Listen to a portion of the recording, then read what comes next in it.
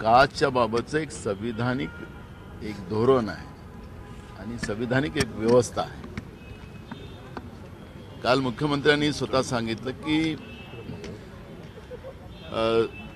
समजा कास्टचं जसं एक कुणबी आहे आणि त्याला आपण मराठा, मग तिकडे त्याच्या आजोबा पण मराठा असेल तर ती कास्ट बनू शकत नाही, तशा याच्यावर गुन्हा दाखल केला जाईल. हे काल माननीय मुख्यमंत्र्यांनी पण आपल्या भाषणामध्ये विधानसभेत सांगितलेलं आहे.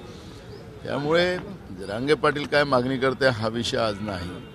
मूळ प्रश्न आहे की आरक्षणाच्या प्रश्नामध्ये जी भूमिका काँग्रेसने घेतली, आम्ही पण काल ती विधानसभेत मांडली की जातीनिहाय जनगणना हाच आरक्षणाचा एक पर्याय आहे. पण भाजपचं मूळ असलेलं संघ त्यांनी कालच जातीनिहाय जनगणनेचा विरोध केला.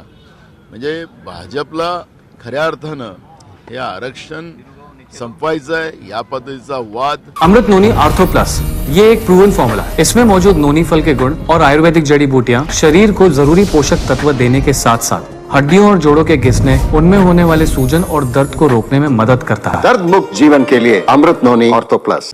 महाराष्ट्रामध्ये चिघळवायचा आहे आणि त्याच आधारावर काल मुख्यमंत्र्यांनी तो जो ड्राफ्ट बीजेपीने संघाने तयार करून दिला ते भाषण काल माननीय मुख्यमंत्र्यांनी केलेलं आहे.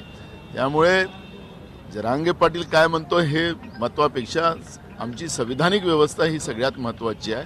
त्यामुळे त्या पद्धतीची ही कारवाई व्हावी ही भूमिका काँग्रेस पक्षाची आहे. ओबीसी मधून आरक्षणाची मागणी न करता मराठा समाजाने आर्थिक दुर्बल घटकातून मागणी करावी असं चंद्रकांत पाटील म्हणतात. माझा मूळ प्रश्न तोच आहे ना. आखरी याला थर्मामीटर जो असतो आर्थिक, शैक्षणिक आणि सामाजिक जे दुर्बल असतात याला जातीनिहाय जनगणना हाच पर्याय, त्याला दुसरा पर्याय नाही.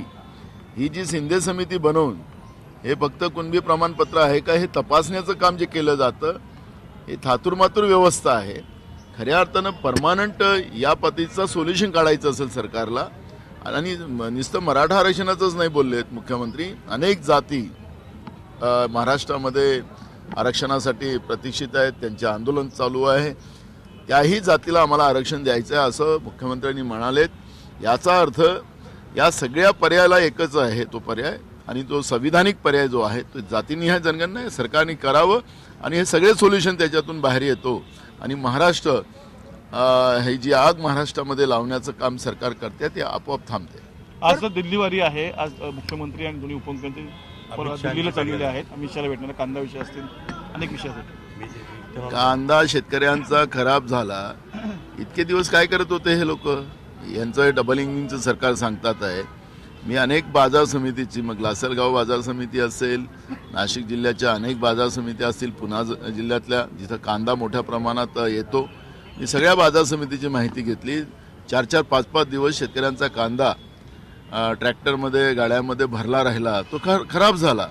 त्याचं नुकसान भरपाई कोण देणार? हे सरकार शेतकरी विरोधी आहे, भाजप शेतकरी विरोधी आहे, हे स्पष्ट होते आहे. त्याच्यामुळे हा दिखावा त्याच्यासाठी नाही, काहीतरी दुसरी हाजरी असेल. अजून महाराष्ट्रातून आता डायमंड उद्योग गेलं, अजून काही उद्योग पाठवायचं असेल त्याच्याबद्दलचा विचारविमर्श करायला ते चालले असतील असं आम्ही म्हणू. जे उद्योग बाहेर गेलेत त्याचा पूर्ण अहवाल आज सरकार मांडणार आहे का? कोणते उद्योग आहेत, कोणते उद्योग बाहेर गेले? कशाला महाराष्ट्राच्या जनतेच्या जखमेवर मीठ चोळायला सरकार निघालेलं असेल? तुमचं पाप आहे, तुमचं पाप तुम्ही करताय हे जनता समजत आहे. केंद्रामध्ये बसलेले जी गुजरात लॉबी आहे त्या लॉबीच्या आधारावर महाराष्ट्रातले उद्योग गुजरातमध्ये चाललेले हे स्पष्ट आहे.